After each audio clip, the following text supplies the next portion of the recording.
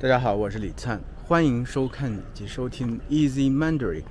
中文播客。今天咱们继续边走边聊。今天聊一下，就是中国人仍然认为学习英语非常重要吗？这个问题可能很多人都特别好奇啊。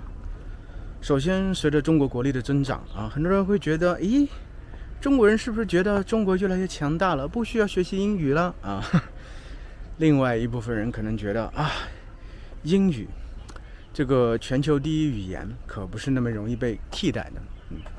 咱们先从第二个问题开始聊起啊。其实我之前做过一期视频，就说英语会不会被中文所替代？很多人呢在底下评论的意见都是比较一致的，大家认为在短期内不可能啊，在长期也比较难啊。其实有一个观点啊，我觉得还挺有意思的，可单拎出来说一说，就认为大家认为英语其实比较简单，对，语法上比较简单，书写上比较简单，中文太难了，中文书写太难了，所以中文很难成为一个国际性的语言，像英语一样。当时我并没有反驳啊，因为当时我在一定程度上是认可这个问题的。但是现在我的思想发生了转变，因为离那个视频应该已经有1年了吧。我们大叔中文最近在采访一个嘉宾的时候，他说中文很容易啊，中文很好学呀，中文语法都没有啊，我想什么就说什么，完全不用考虑语法的规则。对呀，中文是很容易啊。而且随着这个现在，我也会看很多短视频了啊，最近戒掉了啊。前一段时间刷了很多短视频，就是看很多中外婚姻啊，我特别好奇啊，大家这个文化冲突怎么样啊？当然我也会就是作为一个语言教学者，我去观察一些现象，就是外国人说中文的时候是什么样一个感觉。就除了我的学生之外啊，他们是我另外一个窗口，就看一下外国人说中文的时候是什么一个状态。我发现很多人说的非常好呀，非常流利，非常自然，虽然可能有自己的一个腔调啊，可能受本国语言的影响的一个腔调，但是整体而言，我觉得说的非常的不错。那么我就会开始想另外一个问题，中文真的像大家认为的这么难吗？中文真的是很难很难的语言吗？中文真的在未来不能取代英语吗？深层次的问题是这个。我后来觉得其实未必尽然未必。为什么？中文首先它其实在作为一个语言，它未必比英语更难。其实说实话，就我作为一个中文母语者以及一个英语专业的学生我以前曾经是英语专业的学生，我觉得反倒中文确实在一定程度上更简单。中文就是真的是想起什么就说什么，它没有那么多短句子。英文其实有很多很多短句子。我之前要做一些这个教学视频的时候，最开始做这个教学视频的时候，我会想去模仿一下，比如说一些英语的博主但他们比如说可以在短短的一些片段里头找到很多的短语去说，但中文就不行。中文没有那么多短语，中文更多是词，所以这些词汇如何把它们串起来是一个重点。但是假如你一开始都是串的不好，顺序不是特别对，也不影响你去理解，也不影响你去交流。所以我觉得中文真的是一个非常自由的语言，这个自由赋予它一个在未来能得到很好发展的一个潜力，而这个是我认为中文有可能在未来取代英语的一个非常有力的支持原因。第二点其实是这个样子，我认为其实语言无所谓难或者复杂，再难的语言它只要有用，都有人去学。再简单的语言要是没什么用处，对大家的用处太小，也没有人愿意花时间精力去学习，所以就看你有没有用。现在我是觉得，随着中国国力的增长，而且我觉得中国和美国有点此消彼长的意思吧。对，大家不得不承认这么一个事实啊。美国现在我觉得有点魔怔了，特别是特朗普政府有点魔怔了。我不是在批评这个国家的人民啊，我也不是在批评这整个国家的政府。我觉得特朗普和他的草台班有点魔怔了，他们其实在不断的削弱美国的影响力。这个影响力其实是好不容易建立起来的，是通过二战呐，通过援助呀，通过文化输出呀，通过科技的发展啊等等，好不容易建立起来的，让大家心生向往之的这么一些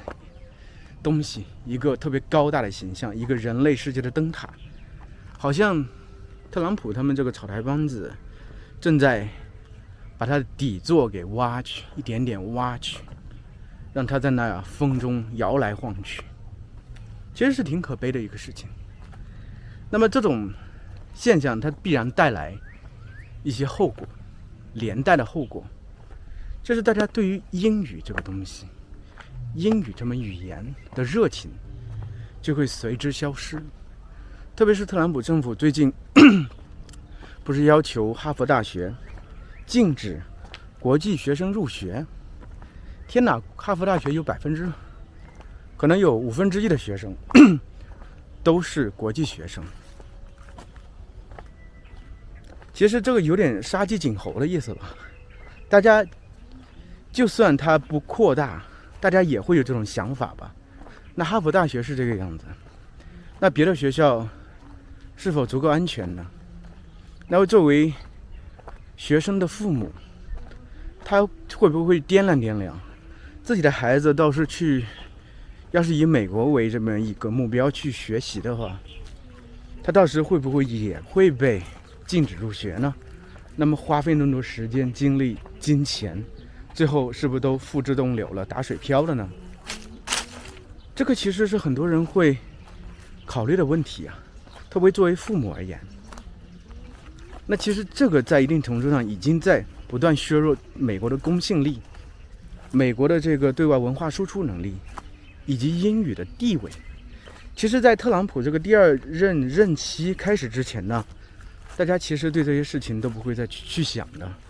不会想到美国是如此的癫狂到这么一个状态。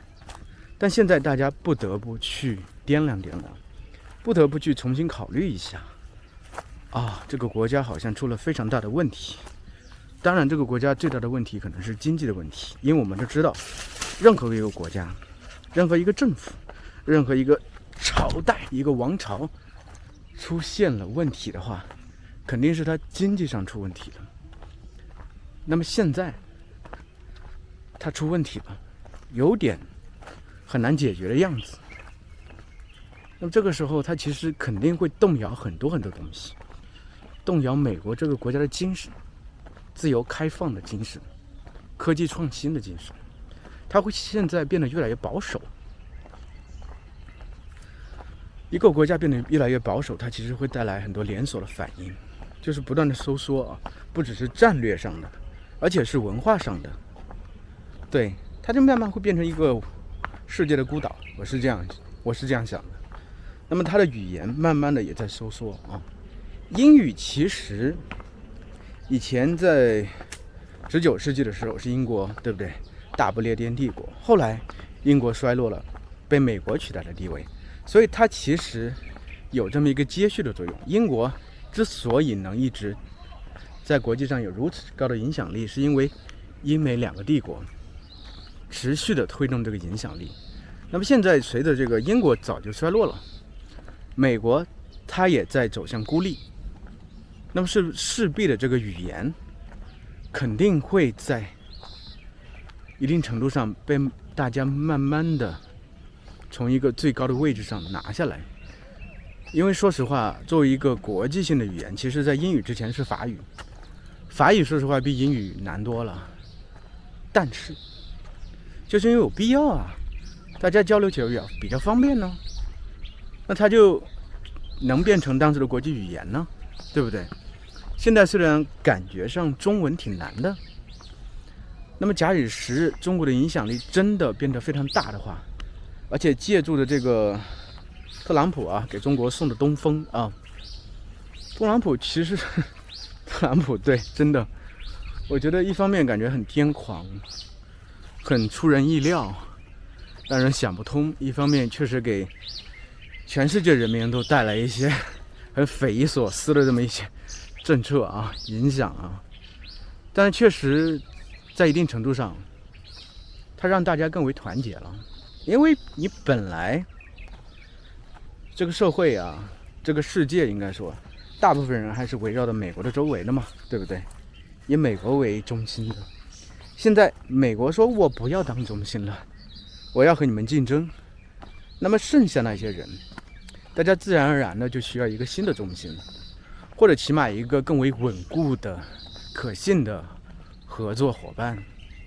其实我觉得中国完全可以承接这样的角色。那自然随着这个经济的交往，对吧？文化的交往、人员的交往等等而言，那个中文的影响力肯定会日渐加深呢。越来越多人肯定会开始学习中文，这是毋庸置疑的。因为后面的这个世界这方面，就是中文的影响力越来越大，可以就是需要用到中文的地方越来越多。所以我觉得中文可以替代英语，对，可以替代英语，但是在哪个具体的时间段我不知道，我没法做一个判断。而且现在需要回到最开始一个问题，就中国人真的还认为学习英语那么重要吗？我觉得其实在目前这个阶段还是非常重要，大家还是会花很多时间精力去学习，特别是中国的这个父母啊、家长们认为学习英语还是非常重要的事情。首先它对于升学还是非常有作用，大家其实并不知道，就是以后自己的孩子的工作是不是一定要和英语挂钩，一定有关系，但起码在升学上还是非常非常重要的。你看，其实看现在很多的这个大城市、一线大城市的父母，他们会让孩子在小学的时候是考什么 KET、PET， 其实都是一些美国和英国那边孩子的考试，甚至引入什么原版的教材啊等等啊。我觉得其实挺有这种割韭菜的嫌疑的，但起码中国的家长是信这一套的，认为这一套是有用的，所以他这些机构才有这个存在的价值。但是我觉得假以时日吧，假以时日，比如说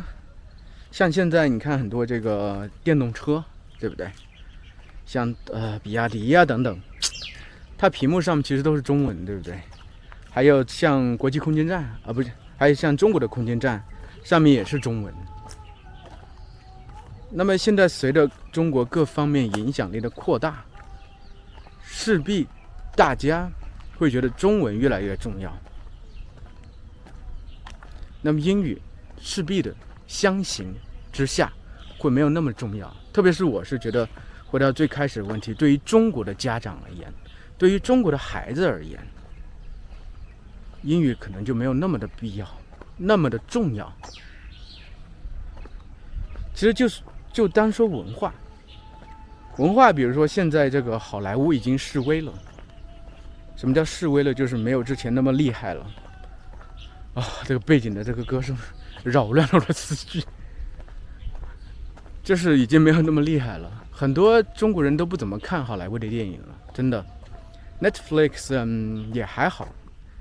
因为随着中国本土的这个电视剧也越来越多，对吧？还现在大家看短视频也越来越多，看自己本国的东西越来越多。以前的开眼看世界，更多是看美国的一些东西，其实那种感觉已经慢慢的消失不见了。所以现在我觉得中国人对于英语的需求已经没有那么强了。那么随着这个教育的这个改革，一方面的改革，因为像之前这个中国语数机器人，的创始人王星星。王星星就曾说啊，不是他曾说，他的英语特别差，